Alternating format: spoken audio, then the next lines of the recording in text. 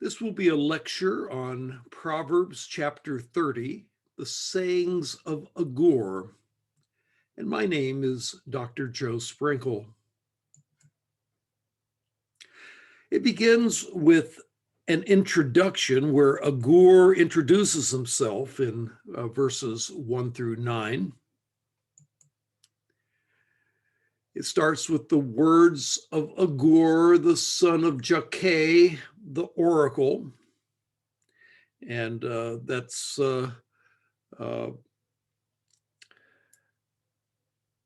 one translation of it. Agur in Hebrew would seem to mean I am a sojourner. And both Agur and Jakeh are used in personal names in other Semitic languages, according to the commentary by Bruce Watke. And perhaps Agur was a proselyte convert to Israel's faith. That would explain why he would call himself a sojourner. As far as Jakeh, we know nothing of Jakeh. His name may be related to the root Yod Kof He that has to do with obedience, but beyond that, we have no knowledge of Jakeh. Now, in verse 1a, there are two interpretations of how to translate it. One is the NIV's rendering, the sayings of Agur, the son of Jakeh, an oracle.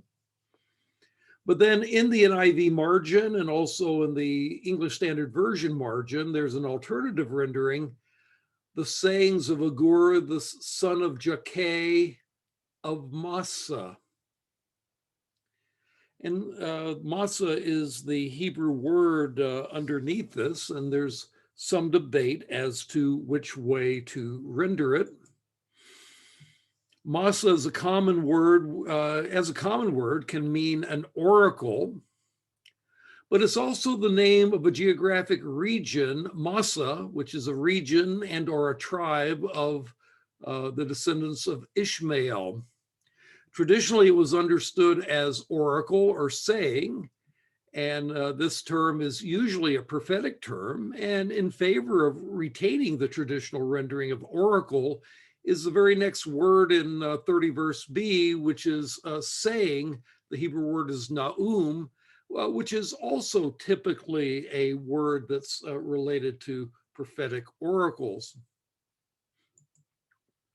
On the other hand, it might be understood alternatively as a geographic region or an ethnic term for the Ishmaelite tribe of Massa, who lived in northern Arabia in the direction of Damascus. You'll see the same problem debated in Proverbs 31 and verse 1. The NIV's marginal construct translation is rare for personal names of Massa, though it might be short for Masai, the Massaite, or Mimasa, from Massa, if the geographic region or ethnic term interpretation is correct. The second part of verse 1 also has a translation problem, and here I give you several translations. His utterance, this man declared to Ethiel and Ukal, that's the NIV. But then 30 in verse 1b, the man declares, I am weary, O God, I am weary, O God, and worn out. That's how the English Standard Version renders it. 30b, thus says the man, I am weary, O God, I am weary, O God, how can I prevail? That's the New Revised Standard Version. And then Bruce Watke in his commentary renders it himself, the inspired utterance of the man to Ithiel, I am weary, O God, but I can prevail. And at debate here are the Hebrew words Ithiel and Ukal proper names or not proper names. The NIV renders them as proper names. but they could be understood as common words. And if the text is ever so slightly amended by putting a space between the ithi and the l, then you would get the English Standard Version's rendering, I am weary, O God, I am weary, O God. This requires adding a space in the Hebrew between the word el and the word ithi, which comes before, which is a very slight emendation of the text. And if you render it that way, well, basically this would be part of a prayer to God, complaining to God how weary he is. There's also the question of should the last phrase be a statement, I am worn out, or is it a statement, how can I prevail? Is it a question? So is it how can I prevail, or I shall prevail? Watke in his commentary kind of splits the difference, and he takes the first name, Ithiel, as a proper name, the inspired utterance of the man to Ithiel, but then it takes the statement, the second statement of Ithiel to mean, I am weary, O God, breaking it up the way that the English Standard Version does. So he splits the difference between the two approaches and takes the second word as a common word. Well, the other issue, if it's a common word, what is the mood and meaning of the verb ukal? Is it having to do with being weary or spent or prevailing? And is the mood interrogative, a question, how can I prevail? Or is it a statement, I will prevail? And so as you can see, the very first verse in this chapter is really messy in terms of exactly how to translate it. Fortunately, not a whole lot hinges on the translation of verse 1 with regard to the rest of the chapter, so we will not dwell on it any further.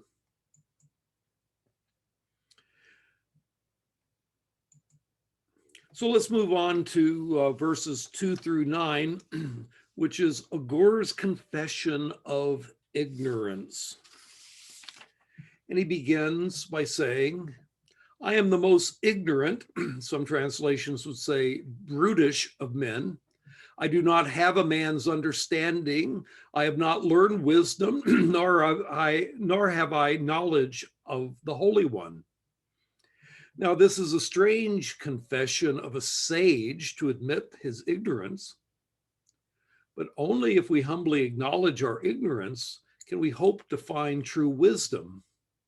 In the end, we must accept a sense of awe, wonder, and mystery about God and life. To presume to know the answer to all of life's questions is both ignorant and an obstacle to finding true wisdom.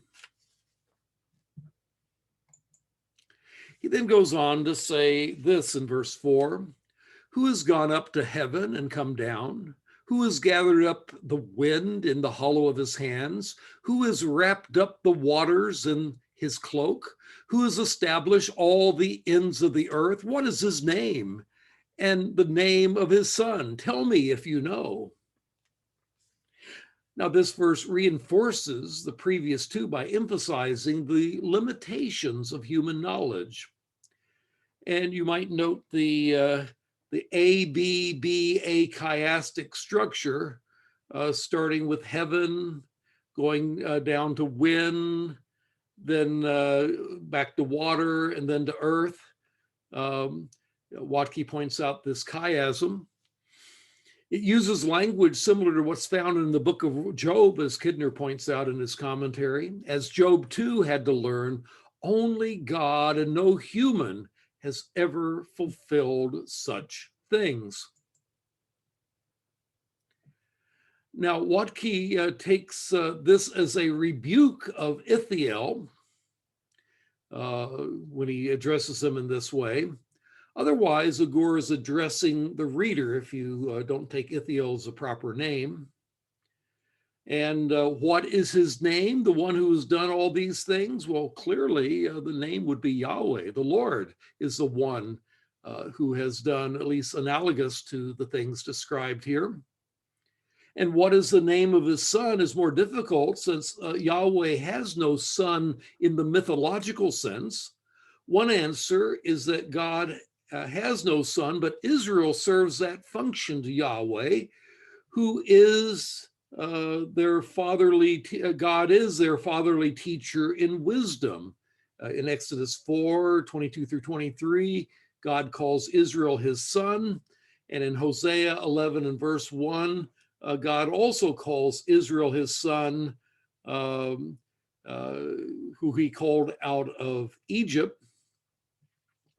And of course, in New Testament typology, Hosea 11:1, a statement about calling God's son from Egypt foreshadows God's greater son, Jesus Christ.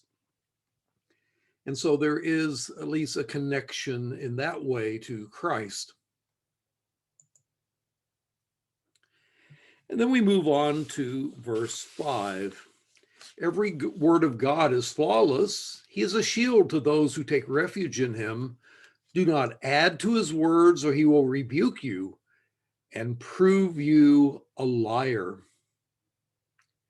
In contrast with human ignorance, God's revelation is flawless. The word translated flawless, zerufah, has to do with refining metals that have been purified of dross. Taking refuge in God is equivalent to following his revelation or his word. Because the nature of God's word is safe, it's safe to take refuge in him by trusting and obeying his word. On the other hand, we're not to add to his word lest we be rebuked. Our human words to God's revelation is only likely, adding our words to God's revelation is only likely to defile that revelation. This was the bad choice that Adam and Eve made. They chose autonomous human wisdom over God's revelation. And when it comes to God's word, there is no room for our misgiving or for its improvement. His word is flawless, so we should not have misgivings about it. And being flawless, we should not add to it. We cannot improve upon it. Trying to correct God's word brings God's rebuke, or it could be translated punishment. And that's also warned in Revelation 22. Whoever adds to the words of the prophecy of this book, God will add the judgments of this book. Move on to 7 through 9. Agur shows awareness of his own temptations. Two things I ask of you, O Lord, do not refuse me before I die. Keep falsehood and lies far from me, and give me neither poverty nor riches, but give me only my daily bread. Otherwise, I may have too much and disown you and say, who is the Lord? Or I may become poor and steal, and so dishonor the name of my God. By the way, this is the only explicit prayer in the entire book of Proverbs, is what he points out. It can be compared to the Lord's Prayer. The Lord's Prayer asks for daily bread and talks about God's holy name and a sense of temptation that lead us not into temptation. And so this prayer similarly asks for only what we need, our daily bread, and not defiling God's holy name and not yielding to temptation. Now, he asks that these things happen before I die. He thinks of himself perhaps as a dying sinner who is yet to gain the perfection for which he is striving. Yes, two things I ask of you, O Lord. Do not refuse me before I die. Keep falsehood and lies far from me. Give me neither poverty nor riches. He prays about two things. One has to do with character, avoiding deceit, falsehood, and lies, and also avoiding circumstances that might affect character, poverty or riches. Give me neither poverty nor riches. Agur wisely and astutely notes that both states have their particular temptations. It's best to be in between the two. And we discussed this in an earlier video on wealth and poverty in Proverbs. Wealth can be a mixed blessing because we can have too much and not feel the need for God anymore and say, well, who is the Lord? And yet poverty brings us temptation to steal, and that would dishonor the name of the God by whom we are called. And so neither poverty nor riches are necessarily good for us, and we should have a state somewhere in between that would be good for us. So that's verses 1 through 9. Now I'd like to move on to the sayings of Agur, which is Proverbs 30, verses 10 through 31. Begins with a saying about defaming another's servant in verse 10. Do not slander, or we could render it tongue lash, a servant to his master, or he will curse you, or it could be rendered, or one will, or it will belittle you, and you will pay for it or incur guilt. Things I have in parentheses are my alternative renderings to the NIV. Slander here is from the same root as the Hebrew word for tongue, lashon. The previous passage suggested that slander, falsehood and lies, are a bad thing. But that may not be the only meaning here. The sense may mean the tongue lash or the like. This is slander if it's not true. And that can easily happen when we only have some of the facts and we draw the wrong conclusions from our limited information. On the other hand, it may just be tongue lashing in the sense that we are unnecessarily and in a petty way meddling in the affairs of others. And if we do such a thing, it may cause us to be belittled in the process. So it says, do not slander or tongue lash a servant to his master, or he will curse, or one or it will curse you. And this word curse is worthy of mentioning. My teacher, Hanan Brickdo, wrote his dissertation on the problem of curse in the Hebrew Bible. And in his treatment of this form, the PL of kalal, he demonstrated that the word doesn't normally mean curse, but more often means to denigrate, to belittle, or to denounce.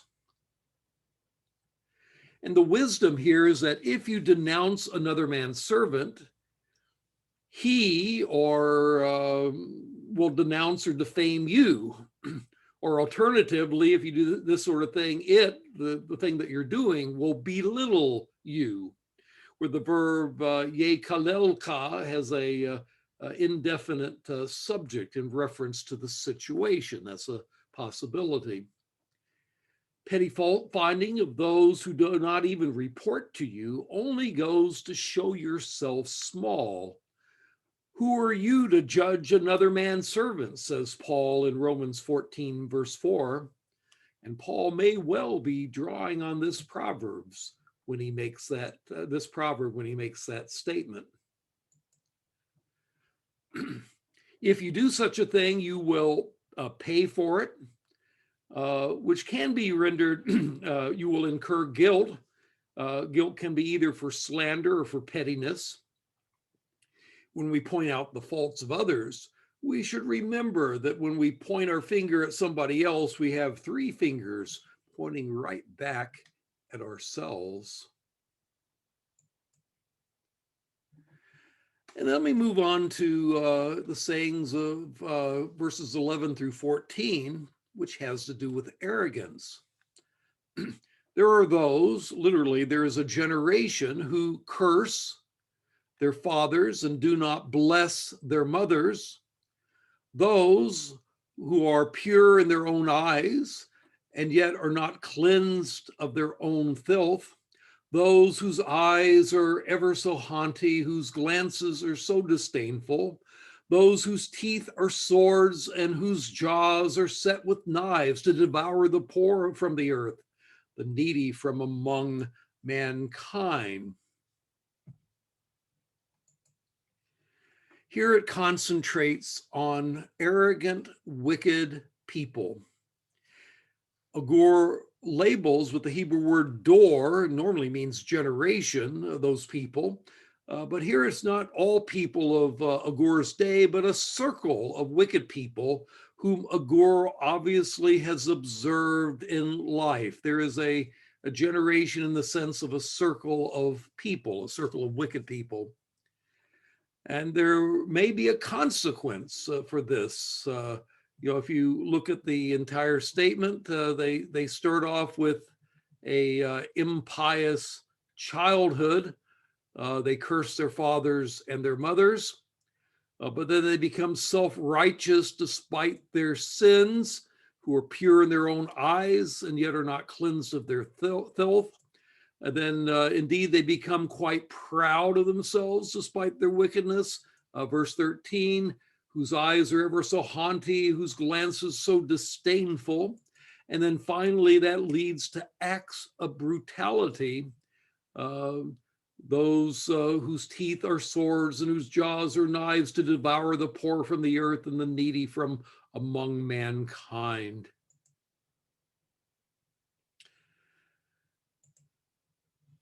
A little bit more on curse again. There are those, literally a generation, who curse or alternatively slight or speak ill to their fathers and do not bless or speak well of, pray for their mothers.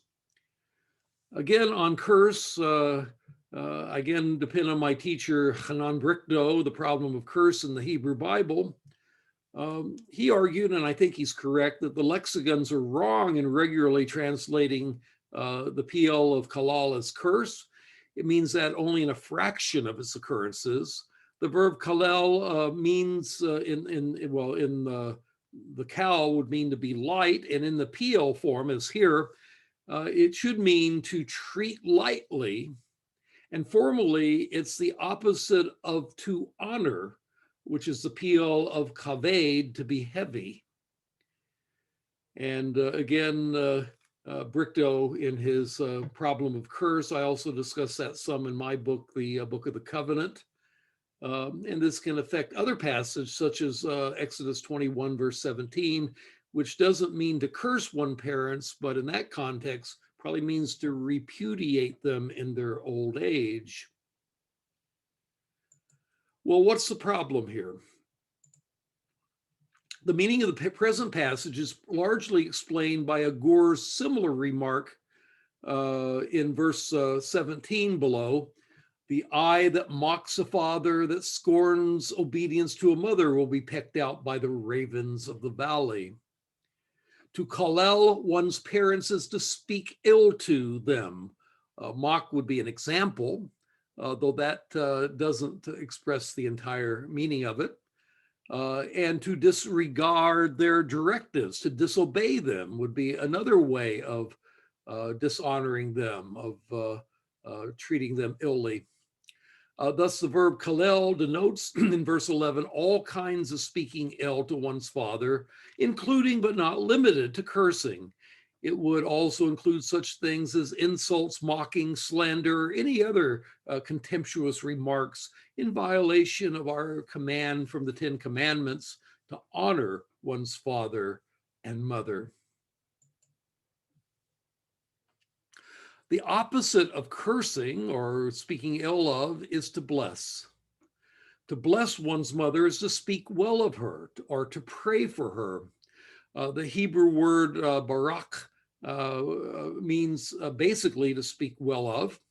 When we bless God, we speak well of God, and hence we praise him, as the NIV regularly renders this verb in the book of Psalms. When God blesses us, he speaks well of us. And since he's God, if he speaks good on us, we get the good that he pronounces. We get a concrete blessing. But then if we bless others, we may simply be praying for them, as in the priestly blessing, may the Lord bless you and keep you, back in Numbers chapter 6. Or when Abraham, well, Melchizedek blessed Abram by praying for him in Genesis 14 and verse 19. So to bless one's mother is to speak well of her, to praise her, and or to pray for her, praying, may the Lord bless my mother. The impious child will do neither, but only speaks disrespectfully. And of course, the question that this raises for us is, well, what about us? How do we treat our parents? More like a curse or more like a blessing? When we move on to verse 12, speaks of those who, literally a generation, who are pure in their own eyes and yet are not cleansed of their filth. They suppose themselves to be okay, pure in their own eyes, even though they remain defiled morally. Because their moral standards are so low and they suppose that everyone is just like them, they fail to recognize their own debauchery. And of course, we can't really be pure unless God cleanses us, as Watke points out. And so again, the thought application, do we see ourselves rightly the way that God and others will see us? Or are we distorted and pure in our own eyes even when we are not? Self-righteousness is the problem there. But then there is not only the problem of being self-righteous and self-deluded, there's also the problem of proud faces and abusive brutality. One can see the pride on these people's faces in the way that they dismiss others. Verse 13, whose eyes are ever so haughty, whose glances so disdainful. And then verse 14 goes on to give a vivid metaphor of they're using their teeth like swords and their jaws like knives, portraying their predator-like, callous, vicious, lethal, cannibal-like cruelty, who happily ruin those who cannot defend themselves if it's to their advantage. Elsewhere in Proverbs, such acts as misusing the legal system or using it unjustly to compensate property are condemned. And that would no doubt be an example of what Agur has in mind. See Proverbs 13:23 and 22:22. Moving on to 15 through 31, we have a section of numerical sayings. Most of these sayings follow the use of numbers. I'll talk about 2 daughters. It'll talk about 3 things and then 4 things that are never satisfied, 3 things and 4 things that are too amazing, as well as a jarring 5th, 3 things and 4 things that are unbearable, 4 small but wise creatures, 3 to 4 stately marchers. That's what this section in Proverbs has to do with. And so let's get into it. First of all, you have the example of craving in verses 15 and 16. It says, the leech has 2 daughters, give, give, they cry.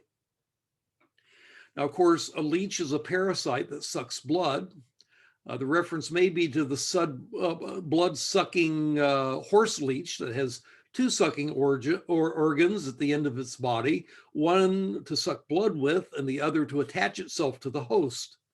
And if so, these two twin suckers are named identically, give, give. Horses could get these in their nostrils if they took a drink from water that was infested with leeches. Leeches take, but they do not ordinarily give back anything of value, although modern medicine has discovered that the anticoagulant secretions that they have can be of medical value, but that was not the case in Agur's day at all. So what's the lesson here? It doesn't really give a lesson, but implicit may be this: don't be like the wicked leech that takes but never gives, and just weakens society as the leech weakens the host. Is be like a robber or a welfare loafer that doesn't work not because he can't, but because he just chooses not to. Or that craves but is never satisfied with whatever he gets, like a greedy person. That could be the sense of it as well. Also, as one should take steps to remove a leech, so one should remove whatever loathsome things are attaching themselves to our lives that suck us of vitality and decency. Another set of cravings are in these verses. There are three things that are never satisfied, four that never say enough: the grave, the barren womb, land, which is never satisfied with water, and fire, which never says enough. Just as the leech never seems to have enough, so these other things never have enough. First of all, there's the personified grave, which seems to long constantly for more bodies to swallow. The barren womb, metaphor for the barren woman, is a desperate woman, desperate for a baby, and never has enough because she can't have the child she longs for. The land, in Israel at least, never seems to have enough water to be fully productive. Israel being a relatively arid country could always use more water to allow for the maximum crop. And fire, metaphorically here, keeps eating more and more combustibles as long as it can, ever looking for something else to burn.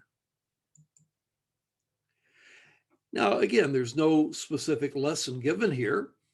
Agur wants us to ponder on many ways that life's cravings are never satisfied. Some of these are pathetic. The unsatisfiable cravings of a barren woman, or some of them are terrifying: the grave and drought and fire. What about cravings for money? Can that ever be satisfied? Someone purportedly once asked the millionaire of a previous generation, how much money would be enough would you need to have enough? And the incredibly wealthy John D. Rockefeller is supposed to have replied, how much is enough, he said? $1 more. You never have enough, or you never feel like you have enough money.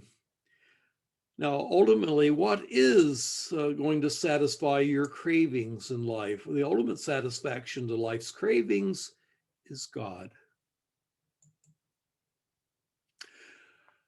Verse 17 goes on to give a proverb about dishonoring parents. The eye that mocks a father, that scorns obedience to a mother, will be pecked out by the ravens of the valley and will be eaten by the vultures. Now, the command to honor one's father and mother has a promise with it of a long life, that you may live long on the land that the Lord your God is giving you, Exodus 20 and verse 12. As Paul points out, this is the first commandment with a promise, Ephesians 6 and verse 2. And this verse gives the converse, that dishonoring parents can lead to an ignoble end. And we've already seen Agur's similar Proverbs in 30 verse 11. This one explains what disrespecting or cursing one's parents might involve. And note how it gives poetic justice. The eye that mocks gets pecked out. Now, of course, the language here is clearly that of hyperbole. Children who give their parents mocking, contemptuous looks do not generally get their eyes pucked out, or their unburied caucuses of their the eyes of their unburied caucuses pecked out.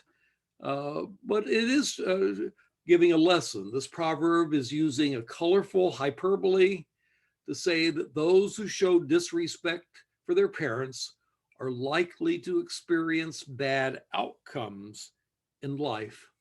So don't do such a thing. Proverbs 30 verses 18 and 19 will talk about 4 wondrous ways. There are 3 things that are too amazing for me, 4 that I do not understand. The way of an eagle in the sky, the way of a snake on the rock, the way of a ship on the high seas, and the way of a man with a maiden.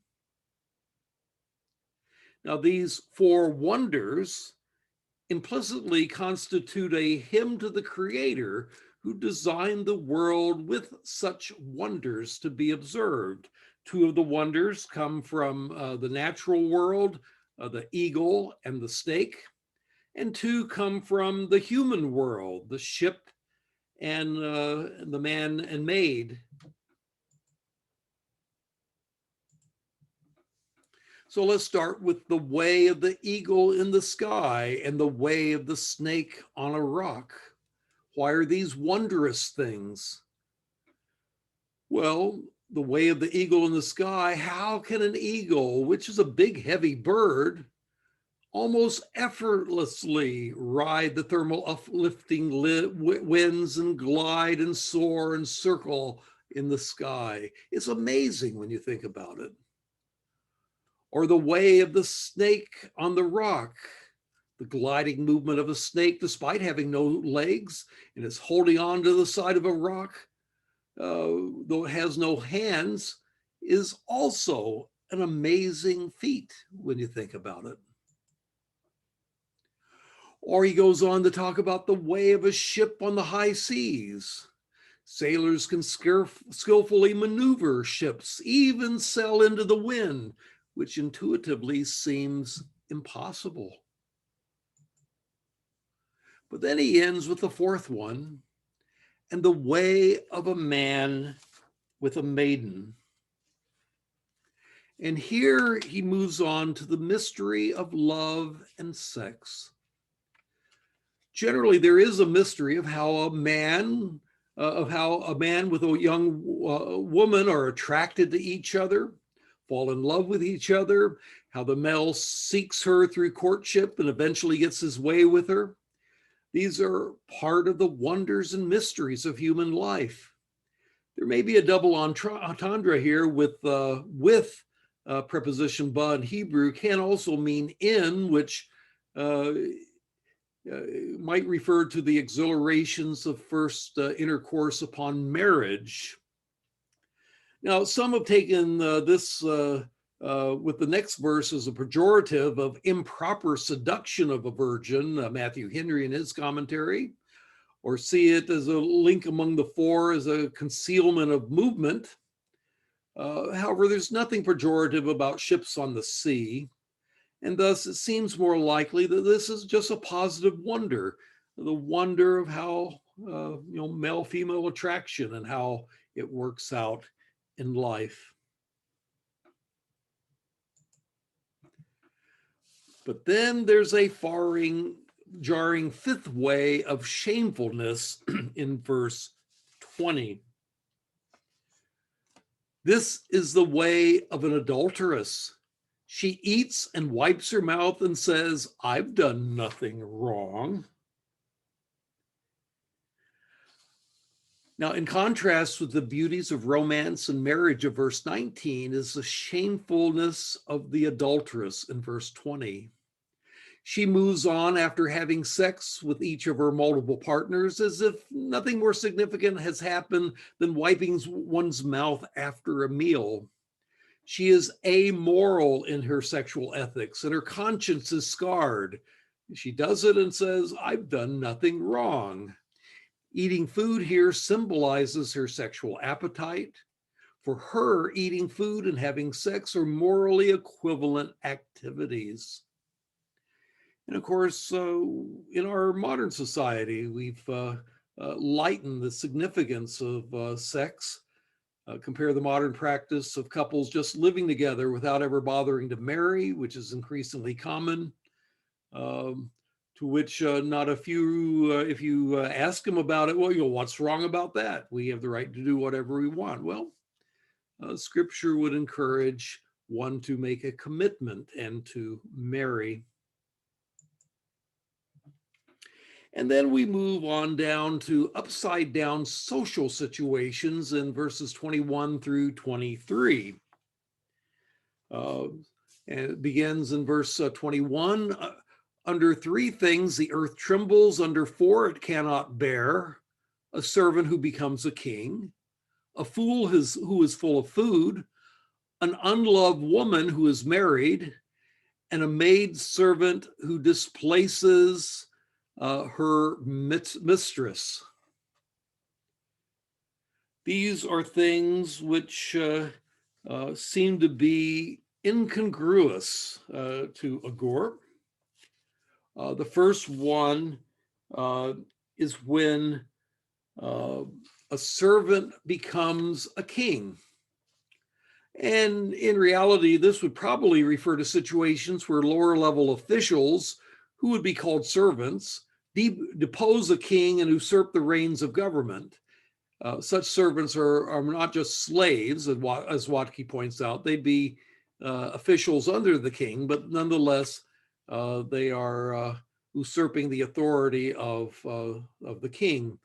Such rebellion against proper authority is disruptive to society, and such rebellious persons are often ruthless and becomes tyrants. And of course, historically, this has happened many times. One could think of the Bolshevik Revolution in Russia in 1917, where they overthrew the Tsar, but it led to the tyranny of Lenin and Stalin. And the French Revolution, where they deposed the French king in the 18th century, but then that led to the Reign of Terror. It's an incongruous thing when servants become kings.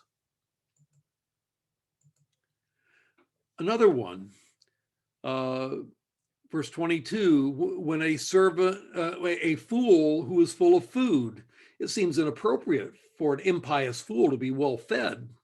They deserve to go hungry.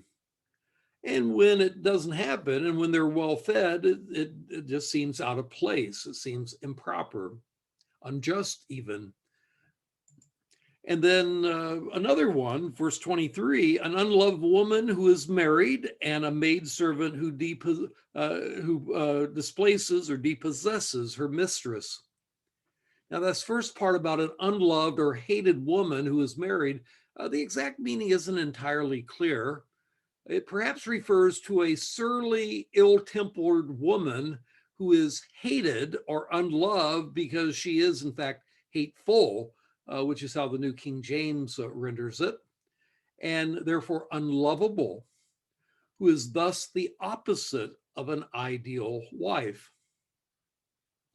And of course, you have other verses that talk about the ideal wife. A wife of noble character is her husband's crown, but a disgraceful wife is like a decay in his bones, Proverbs 12:4. A foolish son is his father's ruin, and a quarrelsome wife is like a constant dripping, Proverbs 19, verse 13. Better to live in a desert than with a quarrelsome and ill-tempered woman, Proverbs 21:19. Better to live in a corner of the roof than to share a house with a quarrelsome wife. Proverbs 21:9, and the same Proverbs occurs at 25:24. And then a quarrelsome wife is like a constant dripping on a rainy day. It'll drive you crazy, I guess. Proverbs 27 and verse 15. Perhaps she is this unloved or unlovely woman is the kind that is not good for her spouse. But then the last part, a maidservant who displaces her mistress, refers to the inappropriate situation parallel with the first of the list, where a subordinate replaces a social superior. In this case, the slave woman takes the freeborn wife's place, the latter being divorced and expelled from the home.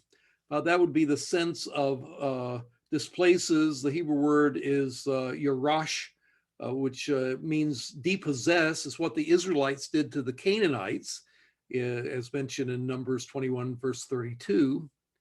This is what Hagar was threatening to do with regard to Hagar back in the book of Genesis, which is why Hagar herself got expelled instead. And you might think of a modern analogy as when a businessman divorces his wife for his secretary who had stolen his affections. Now Agur moves on to wisdom from small creatures in verses 24 through 28. For things on earth are small, yet they are extremely wise. Ants are creatures of little strength, yet they store up their food in their summer and convey. Conies are creatures of little power, and yet they make their home in the crags. Locusts have no king, yet they advance together in ranks. A lizard can be caught with the hand, yet it is found in kings' palaces. The general lesson here is that one can be small, that is unimportant in this world, and yet wise and get a good reward. It begins with the ants. Ants have been around since the dinosaurs. The first fossils of an ant is from the Cretaceous period. The specimen was trapped in amber from New Jersey in a layer that was thought to be 80 million years old.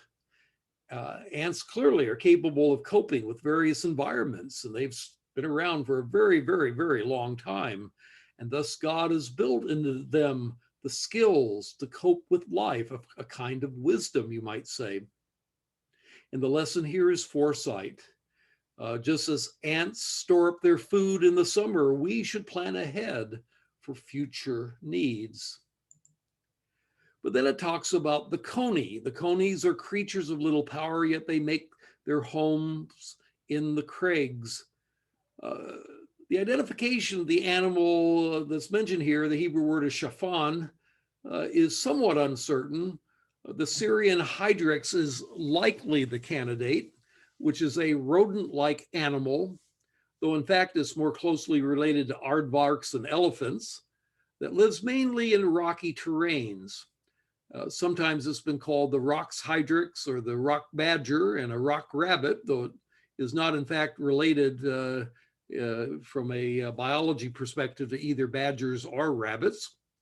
The hydrix weighs from 4 to 12 pounds, feeds mainly on grass, and by wisely placing their homes in the crags of rock, they make themselves inaccessible to most predators.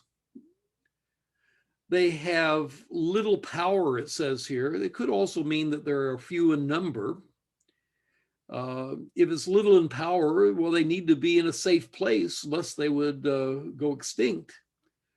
But if it means that they are few in number, well, they need to stay in a safe place so that they can maintain their numbers. And again, the lesson here seems to be that of prudence. We should be shrewd, not about exposing ourselves to danger or unnecessary risks. And then we have the locusts. Locusts have no king, yet they advance together in ranks. Locusts, the Hebrew word is arbeh, refer to the kind of locust that plagued Egypt in the days of Moses and Judah in the days of Joel. The desert locust still plagues Africa and the Near East from time to time.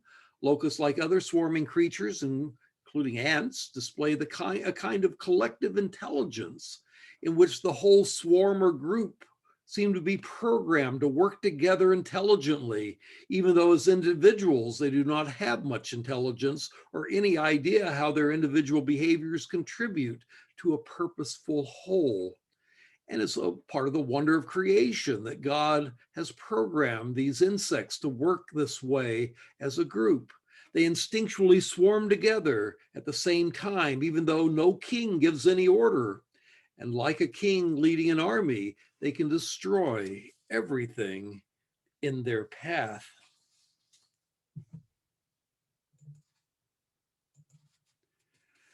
Joel chapter 2 and verse 7 describes the locusts like an army invading. They charge like warriors. They scale walls like soldiers. They all march in line, not swerving from their course. And the lesson here has to do with cooperation and contributing to a whole. If the locusts can advance together without a king or a leader, we ought, through wisdom, to be able to cooperate under proper leadership of, say, pastors and magistrates and God, each doing his own part to contribute to the church and society and God's kingdom. Or through wisdom, we can contribute to a larger cause, even if we don't have organized leadership. Another small creature that's mentioned is the lizard. A lizard can be caught with the hand, and yet it is found in kings' palaces. The lizard, the Hebrew word for this is a hapex legomena, which means it only occurs here in the entire Hebrew Bible. And so the exact species of lizard is simply not clear, or even for sure that it is a lizard. Some identify it as a gecko, a house lizard whose suction cups on their feet allow them to climb up walls. Others suppose maybe a spider is in view, New King James and New Revised Standard Version margin. So whether it's a lizard or a spider, the lesson would be the same. Wisdom does bring rewards. The rewards of godly wisdom is luxury, whether physical or metaphorical blessings. And so even a lizard can have the luxury of living in a palace, or a spider, because that is what wisdom can bring. This is both for this life and for the life to come, where the godly will have heavenly palaces with Christ.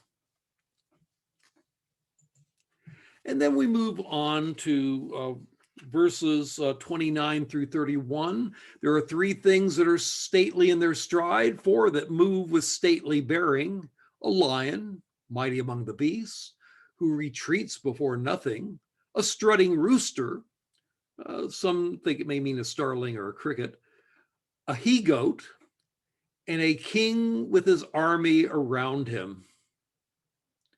Or alternative translation, or a king no one dares to resist.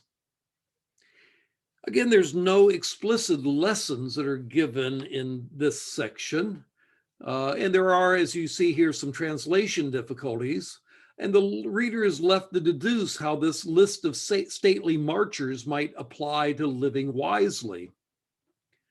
Part of it is admiring God's creation, as Kidner points out. And another part is that the wise should go about with courage and confidence and dignity, as Watke suggests. Finally, Agur is going to conclude with some warnings against self-promotion and resentment in chapter 30, verses 32 through 33. If you have played the fool and exalted yourself, or if you have planned evil, clasp your hand over your mouth.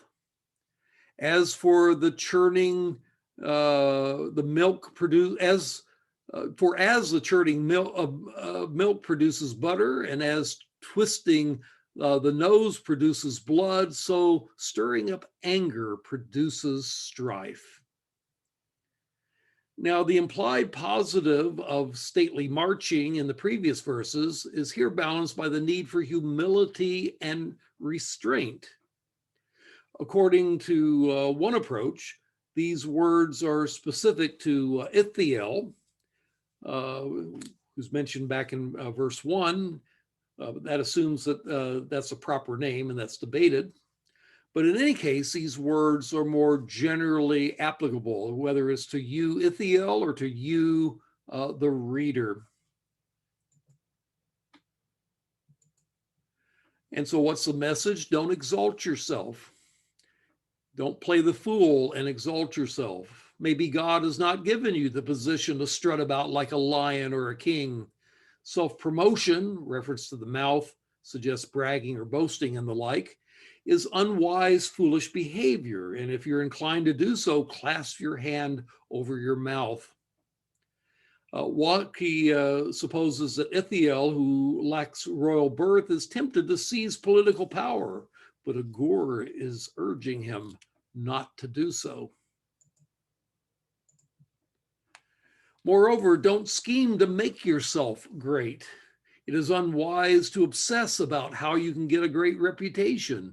Better to live wisely and let the reputation take care of itself.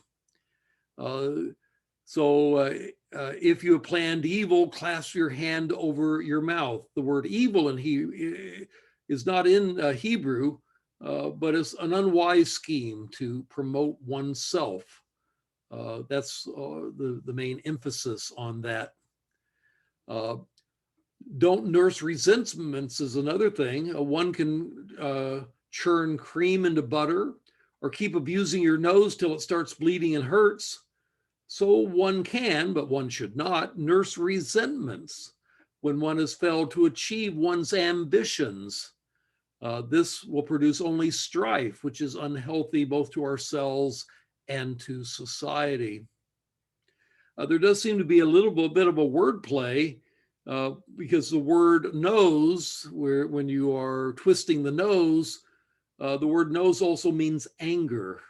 And so pressing the nose has a double entendre of also fostering anger that only produces strife. Well, how shall we conclude and summarize the sayings of Agur? Agur was a wise man, perhaps an Ishmaelite proselyte, who is perhaps advising his friend Ithiel and his friends Ithiel and Ukal, though as we saw, the translation there is uncertain. He was humble enough to know his own limitations and wisdom, and shrewd enough to know the superiority of God's revelation over human wisdom. Agur was aware of his own temptations for which he needed God's help to overcome. He warns against many errors: slander, arrogance, self-delusion, disdain for others, brutality, inappropriate cravings, dishonoring parents, shameless, illicit sexual behavior, self-promotion, and resentment. He bemoans many topsy-turvy social situations where people gain positions they don't deserve. On the other hand, on the positive side, he promotes awe at God's creation, both among animals and social relations between humans. He advises foresight, prudence, cooperation for causes greater than ourselves, and living with courage, confidence, and dignity.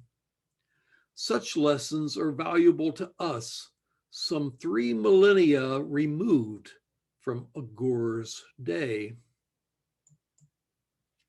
So that's my lecture and presentation on the sayings of Agur, and my name is Dr. Joe Sprinkle.